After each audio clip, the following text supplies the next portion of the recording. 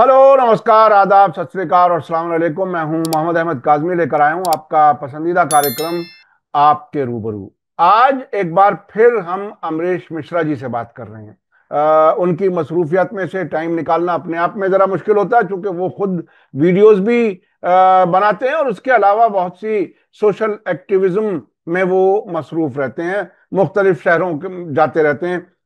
आज अमरीश मिश्रा जी से जो बात करनी है वो एक तो ये कि आखिर ईरान को इतनी बड़ी कामयाबी कैसे मिल गई कि इजराइल के न्यूक्लियर इंस्टॉलेशंस की बहुत बारीकी से और बहुत बड़े पैमाने पर दस्तावेज उनको हाथ लग गई। क्या है इजराइल के बारे में, तो कहा जाता था कि मोसाद जो है वो दुनिया भर में छाई हुई है और जहां जो चाहते हैं वो कर लेते हैं, लेकिन आखिर वो अपने ये खुफिया मालूमात के क्यों प्रोटेक्ट नहीं कर सके, ये एक बड़ा सवाल है। दूसरी बात ये कि इजराइल ने जो एक इंटरनेशनल एक फ्लोटिला, एक कश्ती जा रही थी इमदाद लेकर के गाजा, उसको इजराइल ने रोक दिया और उसमें स्वीडन की एक बहुत बड़ी एक्टिविस्ट हैं ग्रेटा थनबर्ग, और उनके अलावा 12 और लोग हैं अलग अलग मुल्कों के।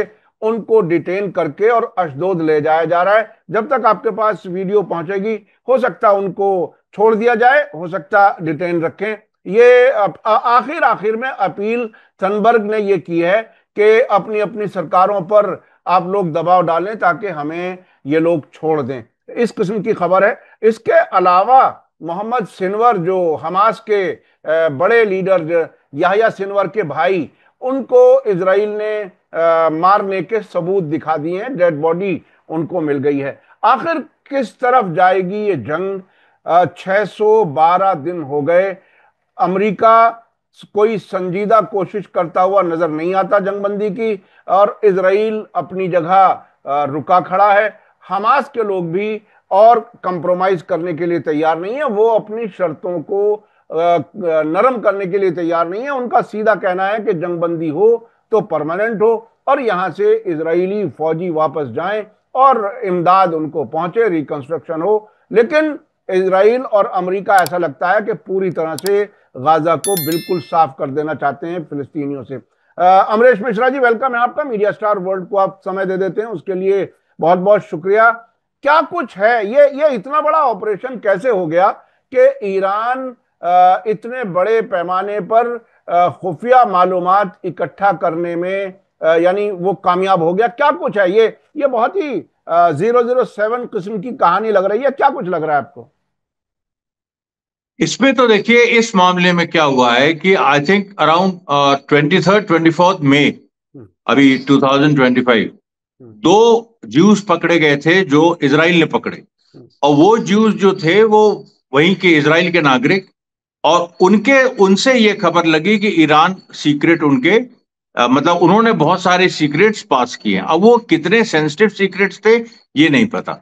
अभी सामने आया है जब ईरान ने क्लेम किया, ईरान की जो हमारे ख्याल से जो IRIB है, हम्म, उनकी ब्रॉडकास्टिंग अथॉरिटी, उसने ये खबर ब्रेक की कि हमारे पास बहुत बड़ा जखीरा इंफॉर्मेशन का लगा है, इतना बड़ा कि उसको कई दिनों से स्टडी किया जा रहा है और अभी कई दिन और लगेंगे स्टडी होने में। हम्म, ये मेरे ख्याल से कल उन्होंने बताया, हम्म, नहीं ये परसों बताया। कल जो है इसराइल के मारे, चैनल 12 और यूडियोथ अहरोनोत, जो उनके अपने स्टैब्लिश्ड हिब्रू और नॉन हिब्रू इंग्लिश चैनल्स हैं, उन लोगों ने इस खबर को एक्सेप्ट कर लिया और उन्होंने कहा कि यह बात सच है कि इसराइल से एक बहुत बड़ा जखीरा चोरी हुआ है और उसमें परमाणु सीक्रेट्स भी हैं।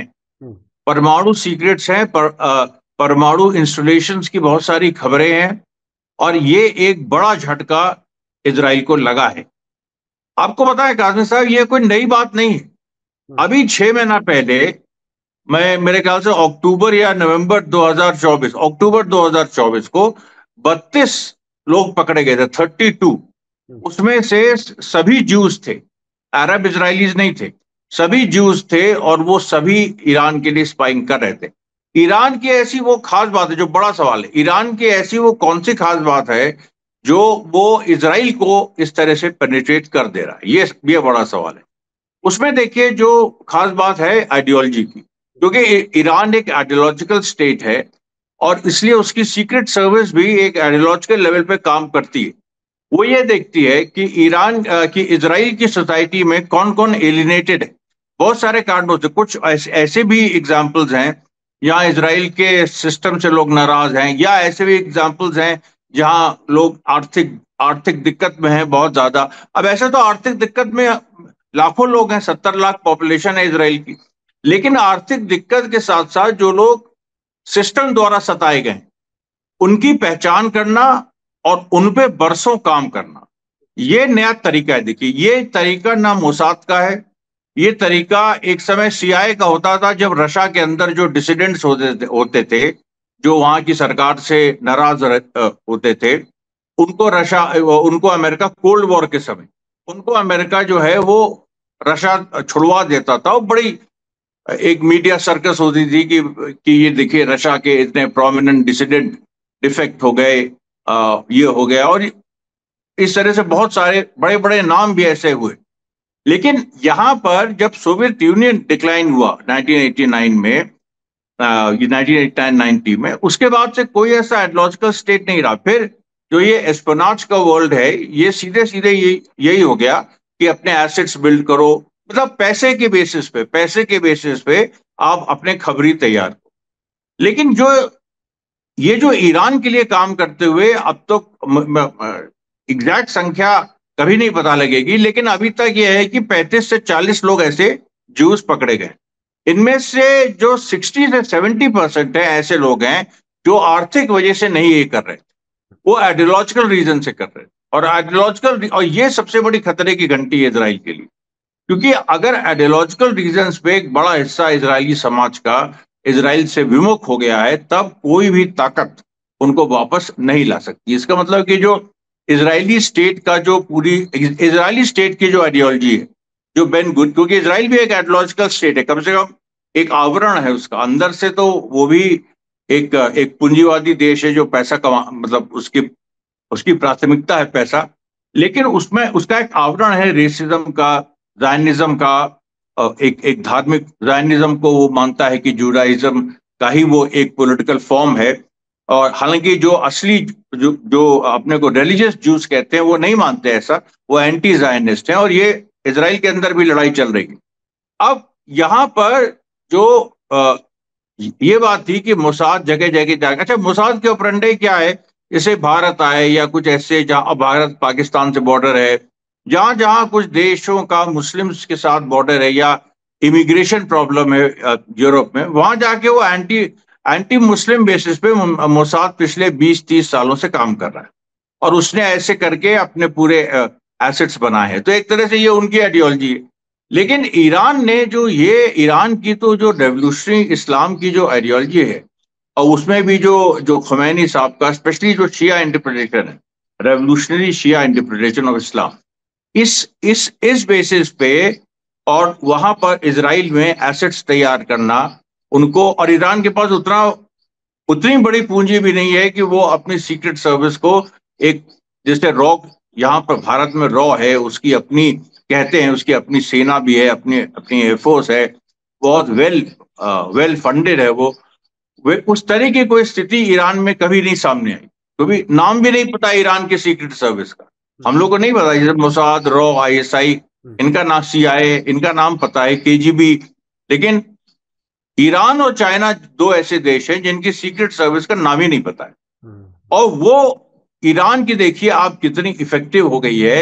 अब ये देखिए इसराइल के अंदर की दरारें दिखा रहा है। मेरे ख्याल से इसराइल के अंदर इतनी दरारें हैं और उसका समाज टूट रहा है, क्योंकि जो उसकी आइडियोलॉजी है वो फॉल्स आइडियोलॉजी। तुमने जायनिज्म एक आइडियोलॉजी बना रखी है, अब उसमें और दुनिया भर से तुमने जूस बुला के वहां बसाए हैं। तो एक तो एथनिकली वो डिफरेंट है, केवल धर्म से वो यूनाइटेड है। दूसरी बात, धर्म में भी कई फिक्रे हैं, और वो कई फिक्रे ऐसे, आप जैसे आईडीएफ के रिक्रूटमेंट को लेके जो झगड़ा हो रहा है। अब हरेदी जो सेक्ट है, जो अल्ट्रा ऑर्थोडॉक्स सेक्ट है, जिसके करीब अच्छे खासी सीट्स हैं, ये जो नेतन्याहू 120 मेंबर्स की पार्लियामेंट है, नेतन्याहू के पास 64 सीट्स हैं इन alliance with right wing parties. उसमें से जो शास पार्टी वगैरह है उसके 7 से 8 सीटें हैं। तो अगर शास पार्टी विड्रॉ कर ले तो नेतन्याहू की सरकार गिर जाएगी। अब मुद्दा ये आ गया है कि जो हरेदीज हैं, जो इस तरह के ऑर्थोडॉक्स जूज हैं, जो करीब 15% हैं इजरायली पॉपुलेशन के, उनके वो जायनिज्म को उस तरह से नहीं मानते, वो जूडाइज्म को फॉलो करते हैं। उनका ये कहना है कि हमारे धर्म में है कि हथियार को हाथ नहीं लगाना है, तो हम कंस्क्रिप्ट नहीं होंगे। अब कंपल्सरी क्योंकि इतनी क्राइसिस हमास ने पैदा कर दी है मैदान में, और लेबनान में भी ये लड़ रहे हैं, सीरिया में भी, वेस्ट बैंक में भी, तो हरीदीज को कंस्क्रिप्ट करने का उन्होंने ऑर्डर दिया और ये 6 महीने से चल रहा है। अब वो कंस्क्रिप्ट नहीं हुए। अब वो पार्लियामेंट में एक लॉ ला रहे हैं कि नहीं, ये कंस्क्रिप्शन जरूरी है। उस सवाल पे जो एक्सट्रीम राइट पार्टीज है वो अपना समर्थन विड्रॉ कर रही हैं। तो ये जो आप देखिए, ये जो पूरा संकट है, अब कई हरेरीज उसमें इतने एक्सट्रीमिस्ट हैं, एक्सट्रीमिस्ट मतलब इजराइल के लिए और ईरान के लिए फायदेमंद है, क्योंकि वो ये कहते हैं कि फिलिस्तीन आजाद भी हो जाए तो कोई गलत बात नहीं। क्यों? क्योंकि उनका ये मानना है कि जो जूस का सेवियर आएगा वो तभी आएगा जब जब जूस माइग्रेशन में होंगे। एक पुराना एक लॉजिक है कि मोसेस के समय से जूस जो है वो उनको माइग्रेशन में होना चाहिए, हमेशा माइग्रेट करते रहे। वो तब आएगा मसले। अगर एक जगह वो अपना कोई राष्ट्र बना के बैठ गए तो नहीं आएगा। अब ये एक बिलीफ है, लेकिन इस बिलीफ में सीधे सीधे जो मौजूदा ज़ायनिस्ट स्टेट है उससे टकराव है। और हरीदीज कह रहे हैं कि हम लड़ने नहीं जाएंगे, हम किसी भी हालत में। कल ही एक एडल्स्टाइन जो उनका स्पीकर है उसने एक लॉ लाया, वो अच्छा ठीक है, केवल इतने लिमिटेड नंबर्स के हरीदीज जाएंगे, या जाएंगे तो कुछ उनको फ्रंट लाइन पे नहीं भेजा जाएगा। वो नहीं माने। और इसको लेके जो सेकुलर इजरायलीज है, जो सेकुलर जायनिस्ट हैं, इजरायली भी नहीं कहें, जो सेकुलर रेसिस्ट है, इनको जो सेकुलर रेसिस्ट है वो ये कह रहे हैं कि हम लोग जाके मरे और इन लोगों को आप छोड़ दे रहे हो, क्यों? तो ये जो देखिए फॉल्ट लाइंस हैं, इनकी स्टडी करना, और इस पे कोई स्टेट नहीं काम कर रहा था। कोई देखिए, चाइना रशिया अभी इजराइल के अंदर उस तरह का कोई गुप्तचर नेटवर्क अपना बनाना, उनका उस तरह का इंटरेस्ट नहीं था। ईरान का था। ईरान उसकी आइडियोलॉजिकल एडवर्सरी है और पॉलिटिकल एडवर्सरी इजराइल की है, और रेजिस्टेंस की फोर्स है। फिलिस्तीनियों को आजादी ईरान चाहता है। तो ईरान ने इन आइडियोलॉजिकल डिवाइड्स पे काम किया और अलग अलग तरह से काम किया। जी जी सेकुलर जायनिस्ट कैंप से भी लोगों को तोड़ा और रिलीजियस जायनिस्ट कैंप से भी लोगों को तोड़ा। जी, मैं बीच में जरा एक दो चीजें अपने दर्शकों को बताना चाहता हूँ। ईरान की सीक्रेट एजेंसी, जिसके बारे में आपने कहा कि नाम भी लोगों को मालूम नहीं है, वाकई ये बहुत ही बड़ी बात है। मुझे एक ऑपरेशन याद आ रहा है ईरानी सीक्रेट सर्विस का। फरवरी 2010 फरवरी 2010 में एक हार्ड लाइन शिद्दत पसंद सुन्नी ग्रुप जो सीस्तान बलूचिस्तान में टेररिस्ट हमले करते रहे हैं, उनका एक सरगना जिसका नाम था अब्दुल मलिक रेगी, उसको उन्होंने गिरफ्तार किया। और शायद दुनिया की खुफिया एजेंसियों की कारकर्दगी में बिल्कुल अलग किस्म की एक चीज थी। ऐसा लग रहा था जैसे कोई फिल्म का सीन है। उसमें कहानी यह थी कि ये रेगी सीआईए से कनेक्टेड था। अफगानिस्तान में काबुल में एक दिन मुलाकात करता है अमेरिकन से। अमेरिकन कहते हैं कि हमारे जो सीनियर्स हैं वो किर्गिस्तान में हैं, वहां जाकर के आप मिलो। अब ये लेता है फ्लाइट काबुल से दुबई, दुबई से किर्गिस्तान के लिए फ्लाइट उड़ती है। और जैसे ही ये जहाज ईरान के एयर स्पेस में दाखिल होता है, बंदर अब्बास में इस जहाज को जबरदस्ती उतार लिया जाता है और उसी सीट नंबर से उस आदमी को गिरफ्तार किया जाता है, एक भी गोली खर्च किए बगैर। और नेक्स्ट डे, उसी दिन शाम को तेहरान में प्रेस कॉन्फ्रेंस होती है जिसमें बताया जाता था कि ये हमारा दुश्मन है, कल इसने यहां मुलाकात की थी काबुल में और आज हमने उसको गिरफ्तार कर लिया। तो ये एक बहुत बड़ा ऑपरेशन था। अगर ये कोई वेस्टर्न एजेंसी करती तो शायद बहुत पब्लिसिटी होती, लेकिन इसको दबा दिया गया। एक दूसरी चीज भी मैं थोड़ा सा बीच में याद दिलाना चाहता हूं।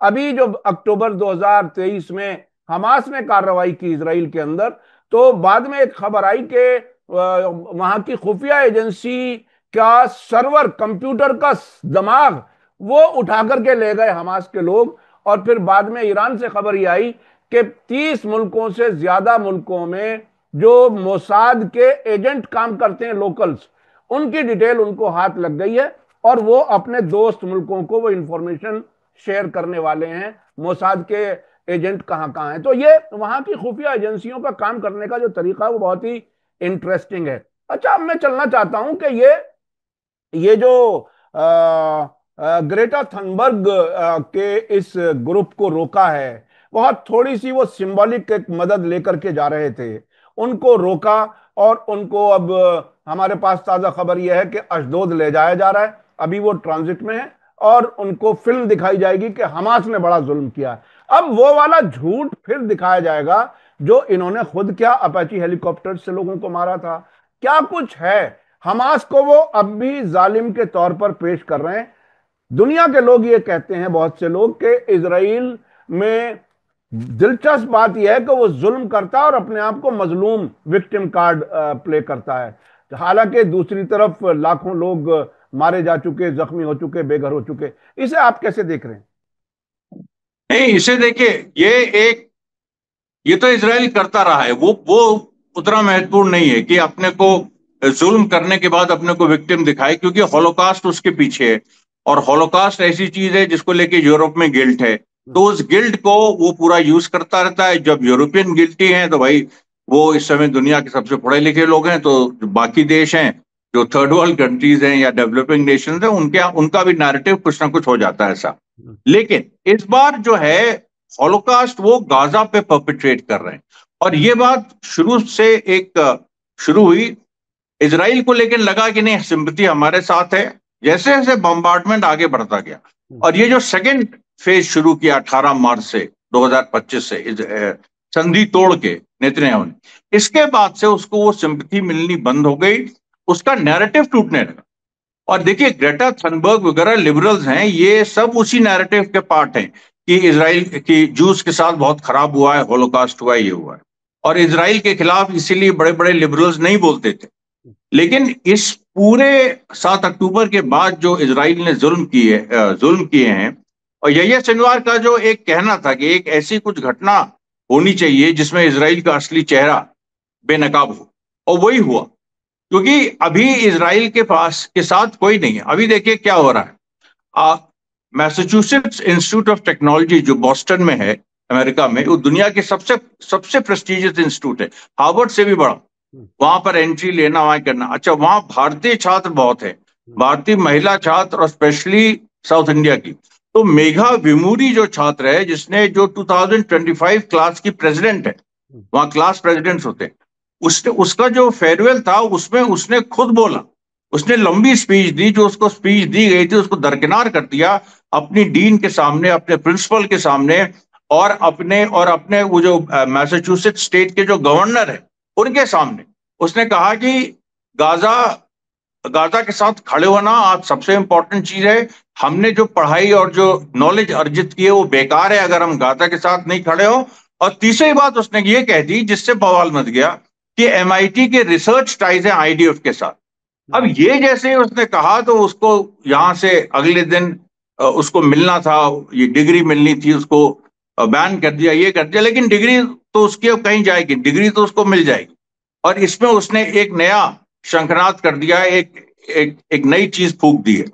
अब यही चीज हार्वर्ड में हो रही है, यही चीज कॉर्नेल में हो रही है, यही चीज स्टैनफोर्ड में हो रही है, हर जगह। न्यूयॉर्क की कई यूनिवर्सिटीज में जो ये ग्रेजुएशन सेरेमनीज का टाइम होता है, ये जून, ये आपका मई जून अमेरिका में, तब जब जो ग्रेजुएट्स वो होते निकलते हैं, उनके यहाँ बहुत बड़ी बात होती है। हमारे यहाँ बीए पास कर लेना कोई बहुत वो नहीं है, उनके यहाँ बड़ी बात है, क्योंकि कम लोग जाते हैं ये यूनिवर्सिटी एजुकेशन में। तो उनके हर कॉलेज में, कोलंबिया यूनिवर्सिटी में भी, सब जगह इस तरह के ग्रेजुएशन सेरेमनीज। और ये जो पिछले साल से आंदोलन शुरू हुआ था छात्रों का, और आप जानते हैं कोलंबिया यूनिवर्सिटी में 3-4 महीने पहले बहुत बवाल भी हुआ था, लेकिन अब वो इस लेवल पे पहुंच गया है कि हर ग्रेजुएशन सेरेमनी के जो स्टूडेंट्स हैं, जो स्टूडेंट यूनियन लीडर्स हैं, वो एक स्टैंड ले रहे हैं गाजा के पक्ष में। तो ये देखिए और इसीलिए इसराइल के अंदर ये आवाज उठ रही है that we have lost the battle of narratives. Narrative जो है अब हमास सेट कर रहा है, और इसीलिए देखिए ये लोग ये परसेप्शन क्रिएट करने की कोशिश कर रहे हैं, जो कि बिल्कुल हारा हुआ, थका हुआ परसेप्शन है कि हमास ने 7 अक्टूबर को एट्रोसिटीज की। इस समय कोई इंटरेस्टेड नहीं है ये जानने के लिए कि 7 अक्टूबर को हमास ने क्या किया। सब लोग ये देख रहे हैं कि गाजा में बच्चों का कत्लेआम हो रहा है। तो इसलिए देखिए, हम तो जानते हैं 7 अक्टूबर को क्या हुआ। हमास ने कोई उस तरह का कोई एट्रोसिटी नहीं की। जो कुछ थोड़ा बहुत भी हुआ वो फिलिस्तीनी सिविलियन जो निकल आए थे। उसके बाद 95% जो इजरायली बम्बार्डमेंट हुआ अपने ही लोगों पे, और जो उनका हैनिबल डॉक्ट्रिन है या हैनिबल डायरेक्टिव है, जिसके तहत वो अपने लोगों को मार सकते हैं, अगर वो दुश्मन और इनके आईडीएफ के बीच आ रहे हैं तो वो अपने लोगों को मार सकते हैं। तो ये चीज हैनिबल डायरेक्टिव है बकायदा। तो हैनिबल डायरेक्टिव जो है वो एक्टिवेट हुआ था 7 अक्टूबर को, ये भी कंफर्म हो गया है। और उसमें इसराइल ने अपने बहुत सारे सिटीजन को खुद ही मार दिया, स्पेशली जो म्यूजिक फेस्टिवल में आए थे। अब ये बात भी ये दुनिया तक पहुंच गई है। तो अब ग्रेटा थर्नबर्ग, सुसन सैरेंडॉन जो अमेरिकन एक्ट्रेस है, और भी इस तरह के पीस एक्टिविस्ट जर्मनी से, इटली से, पूरे यूरोप से वहां पर फ्लोटिला में जा रहे हैं। ये एक सिंपल बहुत उनका गिरफ्तार होना, उनको अलग ले जाना, इस तरह का जो काम इजराइल कर रहा है, इससे उसका बहुत बड़ा नुकसान हो रहा है। और ये एक परसेप्शन की वॉर एक हमास के फेवर में गई, बिल्कुल क्लियर। अच्छा जी अच्छा अच्छा। इसके साथ इसराइल ने एक वीडियो जारी की है। जब इनको डिटेन किया तो उनको बर्गर और पानी की बोतल दी, उसकी वीडियो बना करके जारी की इसराइल ने, अपना नैरेटिव ये बनाते हुए कि हम बहुत ही इनको कोई नुकसान नहीं पहुंचे, इनको कोई चोट ना लगे, हमने इसका पूरा ख्याल रखा है। और उसके बाद उन्हें हमास के उनके मुताबिक जुल्म की एक बहुत ही सेंसेशनल किस्म की वीडियो उन्हें दिखाने की तैयारी है। और यह भी ऐलान आ चुका है कि जो वो थोड़ा बहुत वो इमदाद लेके पहुंचे हैं उसमें नाव में, वो गाजा भेज दी जाएगी और इनको डिपोर्ट कर दिया जाएगा, वापस भेज दिया जाएगा। अच्छा, इस बीच में एक और बड़ी दिलचस्प खबर आई है। देखिए, कतर वो मुल्क है जिसको बिचौलिए के तौर पर अपनी जरूरत के हिसाब से अमेरिका, इजराइल इस्तेमाल करते रहे हैं हमास से बातचीत करने के लिए। हमें पहली वो विजिट याद रखनी चाहिए जब एंटोनियो, जो उनके फॉरेन मिनिस्टर थे, एंटोनियो ब्लिंकन, एंटनी ब्लिंकन, वो जब पहली विजिट पर गए थे जंग शुरू होने के बाद, तो वहां के अमीर ने यह कहा था कतर के, क्या वो वक्त आ गया है कि आप हमसे कहें कि हम हमास के लोगों को यहां से धक्का देकर के बाहर निकाल दें। यानी वो सिर्फ अमेरिका के हुक्म का इंतजार कर रहे थे, और ऐसा उन्होंने कई बार बीच में किया भी। वो बाहर निकल गए, तुर्की चले गए, ऐसा हुआ। अब एक बात दोहराई गई है इजराइल की तरफ से। Hamas documents reportedly show, Hamas के दस्तावेज ये जाहिर कर रहे हैं कि हमास और कतर के बीच में गहरे ताल्लुकात हैं। ये बात इजरायली मीडिया में इजराइल की तरफ से कही जा रही है। क्या ये जो बिचौलिए का रोल अदा कर रहा है, असली या नकली, उसको भी बीच से अलग कर देने की तैयारी है? क्या लगता है आपको? नहीं, कतार को देखिए लोग अलग नहीं कर सकते हैं, क्योंकि कतार ही एक इनका लाइफलाइन है। और जब वो हमास से जो इनका संपर्क है इसराइल का, अब अमेरिका ने तो सीधे संबंध बना लिए हैं। अमेरिका ने तो हमास से सीधे संबंध बना लिए हैं। अब ये बात हो रही है कि जिस तरह से वहां आईडीएफ सोल्जर्स मारे जा रहे हैं गाजा में, तो अगर cease fire Trump, the day Trump gets worried, मतलब वो जब थक जाएगा ये सब सुन सुन के, और तो वो यूनिलैटरली इसराइल पे कुछ इम्पोज कर सकता है और कह सकता है कि हम हमास के साथ सीधे डील हमने कर ली। और उसने एक डील की भी है। ईडान अलेक्जेंडर जो अमेरिकन सिटीजन था, उसको हमास ने छोड़ा। अब कतार की जो भूमिका है, देखिए कतार, अभी जब ट्रंप आए थे, इसराइल नहीं गए, मिडिल ईस्ट आए, वहां से 5 ट्रिलियन से ऊपर वो वहां से पैसा ले गए। उसमें कतार का भी कंट्रीब्यूशन था। कतार उनको गिफ्ट कर रहा है प्लेन, वो सारी चीजें हैं। लेकिन कतार की जो एक जियो स्ट्रैटेजिक एक जो थिंकिंग है, वो ये है कि उनको एक इसराइल को दबाने के लिए उनको एक फोर्स चाहिए, और कोई ऐसी फोर्स है नहीं अरब वर्ल्ड में जो इसराइल को दबा सके सिवाय हमास के। तो इसलिए वो उनकी मजबूरी है हमास को सपोर्ट करना। और ये मजबूरी उस तरह, क्योंकि अगर हमास का फैक्टर खत्म हो गया तो कतार और इस तरह के जो छोटे देश हैं इनको पूरी तरह से सऊदी अरेबिया के ऑर्बिट में जाना होगा। और कतार सऊदी अरेबिया के साथ है, लेकिन वो पूरी तरह से उसके ऑर्बिट में नहीं जाना चाहता है कि जो सऊदी अरेबिया कहे वो माने। जैसे कुवैत की हालत कतार की हो जाए, जो कुवैत की आज हालत है या यूएई की जो हालत है वो कतार की हो जाए, कतार ये नहीं चाहता है। कतार में अमेरिकन बेसिस भी है, कतार अमेरिका से रिश्ते चाहता है, लेकिन इजराइल से वैसे ही रिश्ते उसके रहें और उस तरीके से इजराइल को उसको रिकग्नाइज करना पड़े, उसको पूरा बकायदा अपने यहाँ इजराइल को एक स्थान देना पड़े, ये सारी चीजें वो रिकग्नाइज नहीं करता और नहीं चाहता है। इसलिए देखिए कतार को लेके इजराइल हमलावर भी होता है, काफी हमलावर पहले भी रहा है, और ये कहता रहा है कि हमास को इसने फंडिंग दी है। ईरान और कतार दो का नाम लेता है। और दूसरी बात ये भी कहता है कि जब भी कोई दोहा में बातचीत की स्थिति होती है डेलीगेशन भी इजराइल भेजता है, और कतार का वो कुछ उखाड़ नहीं सकता क्योंकि अमेरिका कतार को प्रोटेक्ट कर रहा है।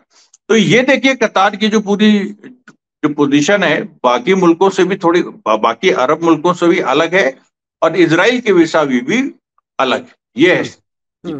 अच्छा, कतर अफगानिस्तान में भी बिचौलिए का काम कर चुका है। कतर में तालिबान की बाकायदा ऑफिस जो कायम हुई थी, बिल्कुल एम्बेसी जैसी। तो कहीं ना कहीं ऐसा लगता है कि वो अमेरिका के लिए या इजराइल के लिए वो ऐसे काम करता है कि वो थोड़ी सी अपनी इज्जत भी बचा के रखता है और उनके लिए बिचौलिए का काम भी करता है। अच्छा, अब मैं चलना चाहता हूं, वक्त हमारे पास कम रह गया। ईरान और अमेरिका के बीच में कोई बात बनती हुई नजर आती है क्या ऐसी हालत में, जब बार बार ट्रंप कह रहे हैं कि एनरिचमेंट का हक नहीं दिया जा सकता ईरान को? क्या कुछ होगा? नहीं, मुझे लगता नहीं कि बात बनेगी, क्योंकि अभी देखिए जो एनरिचमेंट का सवाल है इस पे अमेरिका अगर अग्री करता है तो इजराइल वहां विद्रोह करेगा। अब इजराइल के विद्रोह को कैसे दबाएं, ये एक सवाल आएगा। और अगर अमेरिका अग्री नहीं कर, ये मतलब अमेरिका अग्री नहीं करता है तो बातचीत टूट जाएगी, फिर युद्ध का एक माहौल आ जाएगा। युद्ध के माहौल में ट्रंप जितना भी बोल लें कि हम ईरान को सबक सिखा देंगे, ईरान को ये डील ले लेनी चाहिए, अच्छी डील है, जबकि इसमें सैंक्शन भी पूरी तरह हटाने की बात नहीं है। और इसमें और यूरेनियम उसमें उसमें एनरिचमेंट। उसमें बिल्कुल जिक्र नहीं है सैंक्शन हटाने का, बिल्कुल जिक्र नहीं है। अभी अभी मैं आपसे बात करने से पहले ईरान के स्पीकर कालीबाफ का स्टेटमेंट देख रहा था। उन्होंने कहा कि ये जो प्रपोजल भेजा गया है ईरान को, इसमें पाबंदियां हटाने की कोई बात नहीं की गई है। ऐसे में ईरान कैसे आगे बढ़ेगा जी? नहीं तो ये प्रपोजल तो गिरेगा, हम्म। ये प्रपोजल गिर जाएगा। इसके बाद एक और, अभी अमेरिका बातचीत नहीं छोड़ेगा। हम्म। मुझे जो लग रहा है अभी अमेरिका बातचीत नहीं छोड़ेगा, क्योंकि इजराइल को लेके वो ये नहीं चाहता है कि इजराइल स्ट्राइक करे। वो जानता है कि इजराइल स्ट्राइक करेगा, ईरान जवाब देगा और रशिया और चाइना ईरान के साथ खड़े होंगे। तो इसलिए वो थोड़ा डर भी रहा है कि अगर इजराइल और ये रशिया और चाइना ईरान के साथ खड़े हो गए तो इजराइल को दबा देंगे वो लोग, और फिर अमेरिका को सीधे आना पड़ेगा। अमेरिका सीधे आना नहीं चाहता है, वो इस पूरी सिचुएशन को अवॉइड कर रहा है। साउथ एशिया में भी जो इंडो पाक ये ऑपरेशन सिंदूर हुआ, इसमें भी देखिए अमेरिका नहीं चाह रहा था कि आगे लड़ाई बढ़े, क्योंकि बहुत सारे उसके छुपे छुपे कारण भी थे। अमेरिका का भी चेहरा सामने आ जाता, चीन भी आ गया था, तो अमेरिका को लग रहा था मुझे भारत के साथ आना पड़ेगा, जो वो नहीं चाहता था, और जिसको लेके भारत के राइट विंग में एक बड़ी मायूसी है कि क्यों नहीं ऐसा हुआ कि अमेरिका हमारे साथ खड़ा हुआ। अब यहां जो देखिए पूरी बात है वो यही है कि अमेरिका इस समय फंसा हुआ है, और वो ट्रंप चाहते हैं कि गाजा का रेजोल्यूशन पहले हो जाए, ईरान के साथ जितनी देर खींचा जा सके हम खींचेंगे। पर लेकिन इसमें एक सवाल यही है कि कब आप खींचेंगे, चाहे वो आप खींचिए, लेकिन अल्टीमेटली तो युद्ध होना है ना, युद्ध से ही चीजें हल होगी। क्योंकि कोई ऐसा जो अंतर्विरोध है इजराइल और ईरान के बीच, वो बिना युद्ध के कैसे हल होगा। अभी आप गाजा ये पैलेस्टाइन स्टेट रिकग्नाइज नहीं कर रहे हैं, फ्रांस ने कहा हम रिकग्नाइज करेंगे, उसको लेके मैक्रोन से इस समय गाली गलौज चल रही है नेतन्याहू की जबरदस्त। तो ये जो देखिए पूरी एक सिचुएशन है उसमें पूरा ऐसा लग रहा है कि कहीं ना कहीं जो अमेरिका है वो इस बात को मान चुका है कि हम ईरान के साथ कोई डील नहीं हो पाएगी। हाँ, उसको खींचा जा सकता है। अभी देखिएगा एक और कुछ बात, एक और डेवलपमेंट होगा, क्योंकि देखिए यूक्रेन में भी बात टूट गई है, यूक्रेन में अब युद्ध पे फिर से आ गई सारी चीजें। रशिया अभी यूक्रेन ने बड़ा स्ट्राइक किया, ऑपरेशन ये स्पाइडर वेब, और फिर रशिया ने रिटेलिएट किया, कल ही कीव पे सीधे मारा है। इस पूरी सिचुएशन में हम, मुझको नहीं लगता है ईरान और यूएस की कोई डील आगे बढ़ पाएगी। यहां पर यही है कि Trump is trying to buy time, और ट्रम्प अभी ये चाहता है कि ऐसे 1-2 साल कम से कम लटकाए रहे।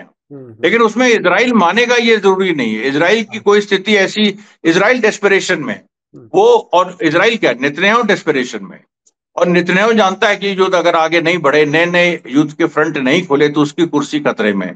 इलेक्शन अभी हो जाए, अभी ओपिनियन पोल आया है, आज इलेक्शन हो जाए तो लिक्विड पार्टी को 22 सीटें मिलेंगी 120 पार्लियामेंट में। इनके पूरे अलायंस को अभी 64 सीट्स हैं, मेजोरिटी है, 48 मिलेंगी, और जो ऑपोजिशन है वो जीतेगा, और नफ्तली बेनेट जो उनके प्रतिद्वंदी हैं वो प्राइम मिनिस्टर बनेंगे। ये पूरा आ चुका है। तो अब बिल्कुल ऐसी हालात, स्थिति, जी बिल्कुल हालात बदलते हुए नजर आ रहे हैं, और आप कह रहे हैं कि ईरान और अमेरिका के बीच में बात बनती हुई नजर नहीं आ रही। हल होगा तो जंग के मैदान में ही होगा, और जंग का हाँ हाल यह है, जंग का हाल यह है कि अगर हुई तो, अगर अमेरिका का जंगी बेड़ा हूथियों से डर करके भाग सकता है, तो ईरान का सामना कैसे करेगा फिर? हाँ, ये वो ये बहुत बड़ा सवाल। ये बहुत बड़ा वो सवाल है, बिल्कुल। अच्छा अच्छा, अब 612 दिन हो गए साहब, आज जब हमारी आपकी बात हो रही है, जंग शुरू हुए, आपको कुछ लगता है कि ये गाजा की जंग बंद होगी? हमारे पास बस 1-1.5 मिनट बाकी बचा है, मुख्तसर जरा बताइए। नहीं, गाजा की जंग बंद नहीं होगी, क्योंकि हमास ने कल ही स्टेटमेंट दे दिया है कि वो एक वॉर ऑफ एट्रिशन लड़ रहा है। देखिए अभी क्या है, 3 जून से लेके 3 जून, 4 जून, 5 जून, 6 जून, 7 जून, 8 जून, आज 9 है, इसमें केवल 3 से 6 जून के बीच में 8 इजरायली सैनिक मारे गए, जो इजराइल ने एक्नॉलेज किया। फिर एक घटना और कल सामने आई जो 3 तारीख की थी, उसके मुताबिक 10 मारे गए। फिर एक और घटना हुई। तो ये जो हमास ने जो ये टारगेटेड किलिंग शुरू कर दी है, ये जनवरी 2025 में जो संधि हुई थी उसके पहले की याद दिला रहा है। उसने वॉर ऑफ एट्रिशन शुरू कर दी थी, रोज वो 2-3 मार रहा था। वही चीज अभी लग रही कि हमास ने फिर के, और अब तो एक स्टेटमेंट भी हमास का आ गया कि हम ऐसे वॉर ऑफ एट्रिशन सालों लड़ सकते हैं, और आईडीएफ के जो 60-70 हजार सोल्जर्स हैं वो बेकार है, क्योंकि उनके सामने दुश्मन नहीं है। दुश्मन छुप के वार कर रहा है, और जब जब चाह रहा है वार कर रहा है, और जितने लोगों को मारना चाह रहा है उतने लोगों को मार रहा है। ऐसी लड़ाई तो आईडीएफ के, तो अब नेतन्याहू ने गोल शिफ्ट कर दिया कि हमास कह तो रहा है कि हमास को खत्म करना है, लेकिन असली गोल अब हो गया है फिलिस्तीनी सिविलियंस को मारना, उनको बाहर करना, कि अगर वो बाहर हो जाएंगे तो फिर हमास क्या करेगा। लेकिन फिलिस्तीनी सिविलियंस तो बैटल हार्डेंड हैं, वो बाहर, अगर उनको बाहर होना होता तो वो हो गए होते। इतने सारे ऑप्शंस आए। अभी आपने ह्यूमैनिटेरियन एड के नाम पे उनका कत्लेआम किया, सैकड़ों लोगों को जो खाना लेने आए थे आपने मार दिया। आपका जो गाजा ह्यूमैनिटेरियन फाउंडेशन आपने बनाया अमेरिकन प्राइवेट कॉन्ट्रैक्टर्स के साथ, वो फर्जी निकला। उसमें अमेरिकन कॉन्ट्रैक्टर्स है ही नहीं, उसमें अमेरिकन मर्सनरीज हैं। कितने वहां पर जो लोग थे उन्होंने वो रिजाइन करके चले गए।